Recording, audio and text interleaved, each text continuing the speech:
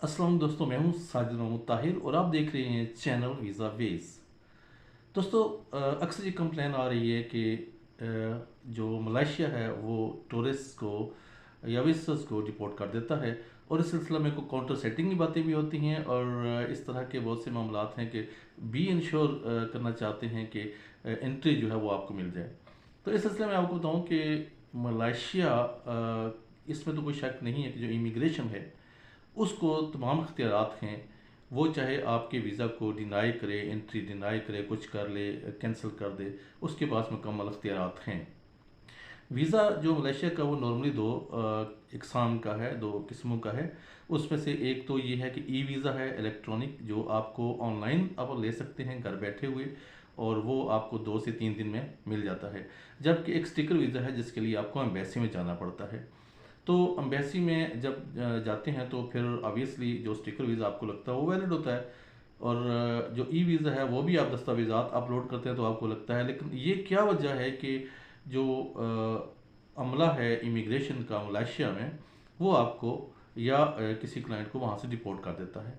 तो इस सिलसिले में हमने तहकीकात की हैं और जो बात सामने आई है वो ये है कि 6 से 7 दस्तावेज़ात आपके पास ऑन अराइवल मौजूद होने चाहिए, जिनमें से मैक्सिमम के पास एक दो ऐसी दस्तावेज़ात हैं जो नहीं होती हैं, जिसकी वजह से आप डिपोर्ट हो जाते हैं, डिपोर्टेशन उसका सबब बनती है।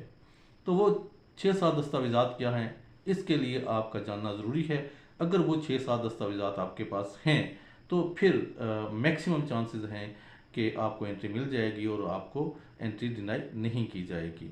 तो इस सिलसिले में जो पहली चीज़ है वो है पासपोर्ट, वैलिड पासपोर्ट। नॉर्मली ये हर एक अराइवल करने वाले बंदे के पास वैलिड पासपोर्ट होता है, कुछ एक्सेप्शनल केसेस के हट के। तो उसमें जो भी अगर आपके उससे पीछे कोई पासपोर्ट हैं एक दो, तो वो भी आप साथ में कैरी कर लें, यह ज़्यादा बेहतर तरीका है। लेकिन इसमें कोई फ़र्क नहीं पड़ता है, अगर पिछले पासपोर्ट आप कैरी नहीं करते हैं तो फ़र्क नहीं पड़ता है। लेकिन अगर आपके पास हैं तो आपको कम अज़ कम एक पासपोर्ट पीछे जो है वो उसको कैरी करना चाहिए। तो ये है पहली दस्तावेज़। दूसरी दस्तावेज़ में है ये आपका वीज़ा। चाहे आपका ई वीज़ा है, चाहे आपका स्टिकर वीज़ा है, आपके पास वो वैलिड वीज़ा उसकी मौजूदगी होनी ज़रूरी है। ये भी तकरीबन तमाम जो है अराइवल करने वाले पैसेंजर्स के पास होता है। ये पहली दोनों चीज़ें उनके पास होती हैं। तीसरी चीज़ क्या है? तीसरी चीज़ है जनाब बोर्डिंग टिकट, पास, अराइवल। मतलब फ़र्ज़ करें कि आप मलेशिया के बाद वापस अपनी कंट्री आना चाहते हैं तो आपके पास रिटर्न टिकट होना चाहिए। अगर आप कहीं और आगे जा रहे हैं तो आपके पास ऑनवर्ड टिकट होना चाहिए। ठीक है, आप सिंगल टिकट पे ट्रैवल ना कर रहे हों, ये भी नॉर्मली ऑलमोस्ट लोगों के पास मौजूद होता है। अब अगली चीज़ है सफिशेंट फंड्स। इसमें अक्सर जो है वो लोग डंडी मार जाते हैं इस चीज़ के अंदर। सफिशेंट फंड्स उनके पास नहीं होते हैं, जिस ये एक वजह ये डिपोर्टेशन की बनती है। तो सफिशेंट फंड्स क्या हैं, ये आपको जानना पड़ेगा कि मलेशिया में आप किस स्टैंडर्ड पे जाके रहना चाहते हैं और किस स्टैंडर्ड के होटल आपने बुक किए हुए हैं। फ़र्ज़ करें आपने होटल $300 का पर नाइट बुक किया है और आपके पास $600 है, तो आपको वो कैसे एंट्री देंगे?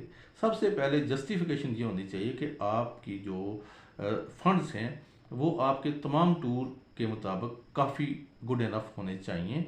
आपने कहाँ कहाँ जाना है ये आपको पता होना चाहिए। कौन कौन सी अट्रैक्शन, टूरिस्ट अट्रैक्शंस, देखने वाली जगहें, सैरगाहें कौन कौन सी ऐसी हैं जो आपने जाके देखनी है, विज़िट करनी है।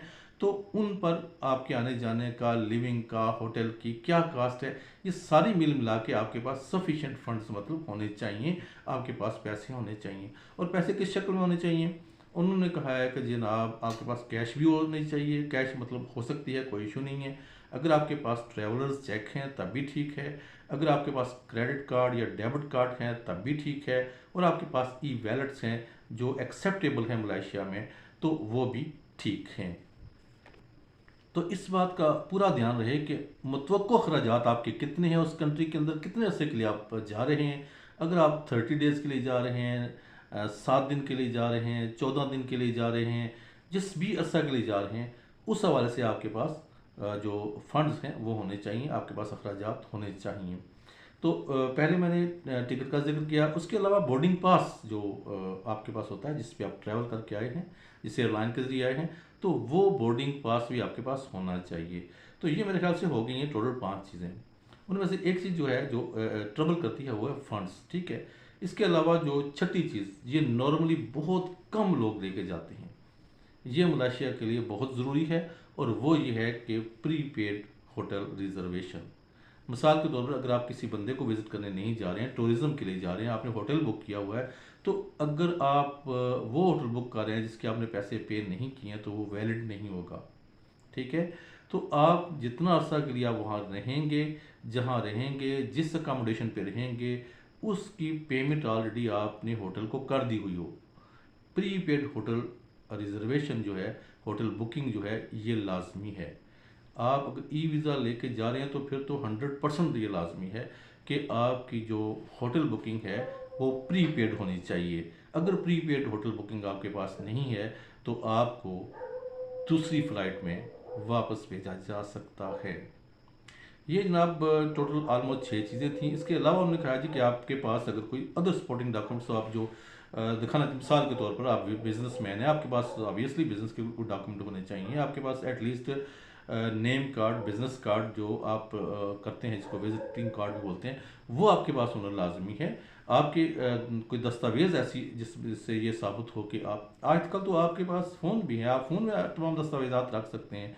तो वो चीज़ें जो हैं आपके पास होनी ज़रूरी हैं कि आप क्या काम करते हैं या आपकी एम्प्लॉयमेंट क्या है। उस सिलसिले में आपके पास लीव लेटर हो, छुट्टी के अलावा एनओसी वगैरह जो भी आपके पास मौजूद है, वो आप चाहे अपने फ़ोन में रख लें, लेकिन आपके पास वो एविडेंस होना ज़रूरी है। और इसके अलावा मैं रिकमेंड करूँगा कि आपके पास एक ट्रैवल प्लान जो है वो डे बाय डे होना ज़रूरी है। मिसाल के तौर पर आप 17 को अराइव करें तो 18 को आपने कहाँ जाना है, कौन सी जगह देखनी है, 19 को कहाँ जाना है, 20 को कहाँ जाना है। इस तरह आप डेट वाइज वो अपना ट्रैवल प्लान लेके साथ जाएंगे तो मैं अश्योर करता हूँ, और मैं भी अश्योर हूँ खुद के आपको किसी सूरत में डिपोर्ट नहीं किया जाएगा और आपको आराम से एंट्री मिलेगी, क्योंकि वो भी कंट्री यही चाहता है कि उसमें टूरिज़्म आए और लोग आकर वहाँ पे स्पेंड करें। उम्मीद है कि आपको आज की ये इन्फॉर्मेशन पसंद आई होगी। Thank you so much. अल्लाह निगहबान।